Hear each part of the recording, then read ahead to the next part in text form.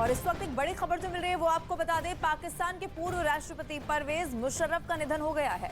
Dubai में इलाज के दौरान परवेज मुशर्रफ का निधन हुआ है। पाकिस्तानी मीडिया के हवाले से यह खबर मिल रही है। परवेज मुशर्रफ लंबे समय से बीमार चल रहे थे और आज उनकी खबर मिली है कि उनका निधन हो गया है। काफी लंबे वक्त से उनका इलाज दुबई में चल रहा था और यही वजह है कि आज उन्होंने अंतिम सांस ली है। दुबई में उनका इलाज चल रहा था। और देखिए, जानकारी ये मिलती रही है उनकी सेहत के बारे में। दिल समेत कई गंभीर बीमारियां उन्हें थी और एक वक्त ऐसा भी आया जब उनका इलाज करना भी संभव नहीं था। इसीलिए उनके ही ट्विटर हैंडल से ये जानकारी दी गई थी कि अब वो वेंटिलेटर पर भी नहीं है, क्योंकि कुछ समय तक उन्हें वेंटिलेटर पर रखा गया, लेकिन फिर उनका रिकवर कर पाना बहुत मुश्किल था। और आज एक खबर इस वक्त मिल रही है कि लंबे समय से जो बीमार चल रहे थे परवेज मुशर्रफ, अब उनका निधन हो गया है।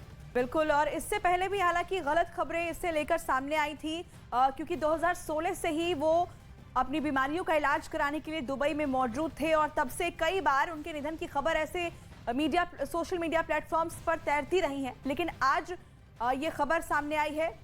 पाकिस्तानी मीडिया के हवाले से इस वक्त की ये बड़ी खबर आपको दे रहे हैं। नीरज हमारे सहयोगी इस वक्त हमारे साथ जुड़ गए हैं। नीरज, और क्या जानकारी इस खबर को लेकर?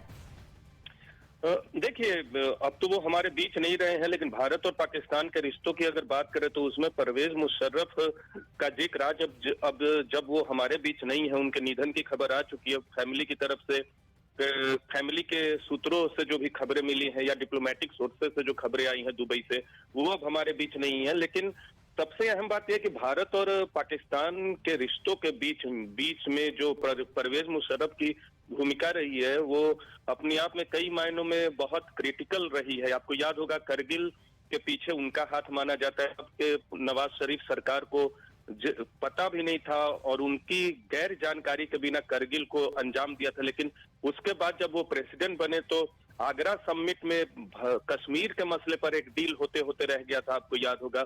और उसके तुरंत बाद 2002 में जब सार्क समिट था, अटल बिहारी वाजपेयी प्रधानमंत्री थे, तब अपने भाषण को खत्म करने के बाद वो उनके साथ जाकर हाथ मिलाते हैं। ये सारी चीजें करगिल के बाद हुई थी और उस समय तक हमला हो चुका था, 2001 का आतंकवादी हमला हो चुका था पार्लियामेंट में। तो ये तमाम चीजें, उनकी लेगेसी जो है वो भारत के खिलाफ थी करगिल के मसले पर। हालांकि आगरा के आते आगरा समिट, जिसका बहुत ही भारत और पाकिस्तान के बीच में एक बहुत महत्वपूर्ण कड़ी मानी जाती है, अगर वो सफल हो जाती, हो नहीं पाई, अंतिम वक्त में वो बैक ट्रैक कर गए। परवेज मुशर्रफ क्यों किए, उसके लिए कई अलग अलग वजहें बताई जाती है, लेकिन परवेज मुशर्रफ अब हमारे बीच में नहीं है।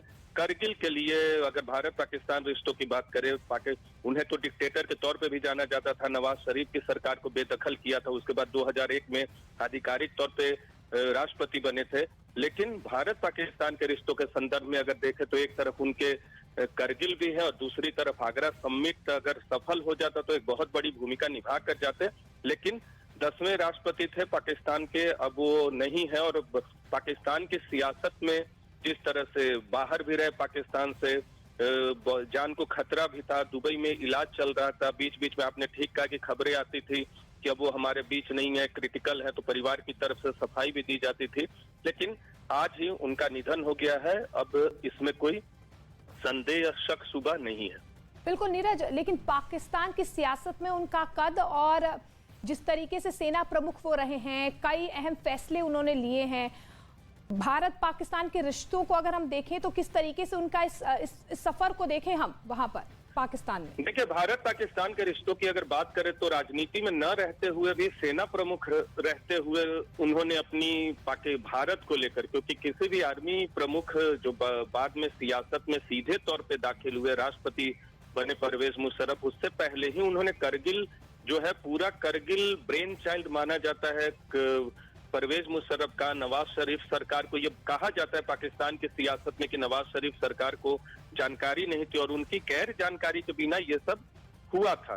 बाद में नवाज शरीफ सरकार को बेदखल करते हैं, फिर राष्ट्रपति बनते हैं। बाद में डिप्लोमेटिक तौर पे भारत और पाकिस्तान के बीच उन्होंने कई कोशिश की। उनके राष्ट्रपति रहते हुए ही एक बार ये भी पाकिस्तान की तरफ से कहा गया था कि पाकिस्तान की जमीन का इस्तेमाल आतंकवाद के लिए नहीं होगा। तो ये तमाम चीजें हैं, लेकिन नीरज तो लौटेंगे पाकिस्तान- आपके पास, लेकिन आरजू काज़मी पाकिस्तानी पत्रकार है, इस वक्त वो भी हमारे साथ जुड़ गई हैं। आरजू, क्योंकि लंबे समय से जानकारी मिल रही थी उनका स्वास्थ्य ठीक नहीं था, उनका इलाज भी अब हो पाना संभव नहीं था, क्या और जानकारी है? दिल के अलावा कौन सी ऐसी बीमारी थी जिससे वो रिकवर नहीं कर पाए और फिर आज उनके निधन की खबर आई? जी बिल्कुल, उनकी जो बीमारी का तो यही कहा जा रहा था कि जी कोई टाइप का कैंसर था जो बहुत रेयर होता है, ये बताया जा रहा था। और वो काफी टाइम से दुबई में उनका ट्रीटमेंट चल रहा था। और आज सुबह को उनकी फैमिली ने अनाउंस किया है कि जी वो सरवाइव नहीं कर पाए हैं। मगर यहाँ पर जो है वो जाहिर है कि पाकिस्तान में हर तरह का रिएक्शन है और उनको लेकर, क्योंकि वो डिक्टेटर भी रहे हैं और उस डिक्टेटरशिप की वजह से जो है वो काफी उनके ऊपर क्रिटिसिज्म भी रहा है। तो एक मिला जुला सा एक रिएक्शन आ रहा है पाकिस्तान की तरफ से। आरजू, जिस तरीके से सेना प्रमुख के तौर पर परवेज मुशर्रफ एक वक्त पर पाकिस्तान में सबसे मजबूत शख्सियत बनकर उभरे थे, ऐसे में हम आपसे ही समझना चाहेंगे कि पाकिस्तान की सियासत में उनका कद क्या रहा है, उनका सफर कैसा रहा है? लेकिन शुरू में तो जाहिर है कि अभी इस वक्त यही बात की जाती है कि उन्होंने गलत किया था। कोई भी अगर डिक्टेटर जो है वो एक सिविलियन गवर्नमेंट को हटाते हैं तो उसको नेगेटिव तौर पे ही देखा जाता है।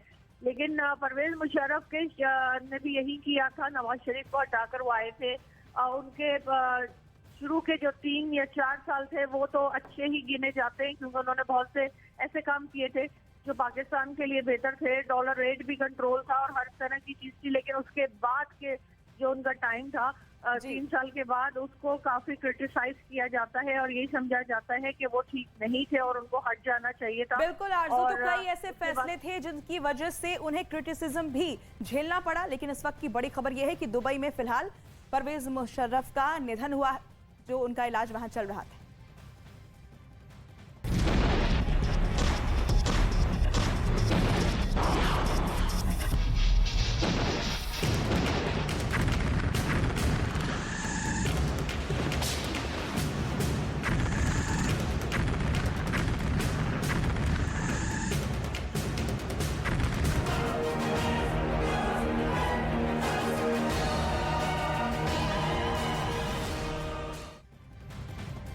और अब बात रूस यूक्रेन जंग की। यूक्रेन को करीब 50 मुल्कों से हथियारों की सप्लाई मिल रही है और अमेरिका से आने वाले अगले पैकेज में यूक्रेन को एक ऐसा रॉकेट मिलने वाला है जिसे लेकर मॉस्को में हलचल पैदा हो गई, जिस पर मॉस्को की मीडिया मंथन कर रही है। चर्चा के दौरान दावा किया जा रहा है कि अमेरिका जिसे अचूक अस्त्र बता रहा है, उसे रूस के मिसाइल डिफेंस सिस्टम बहुत आसानी से मार गिरा सकता है। यानी अमेरिका के पास अगर कोबरा है तो रूस का दावा है कि उसके पास सपेरा है।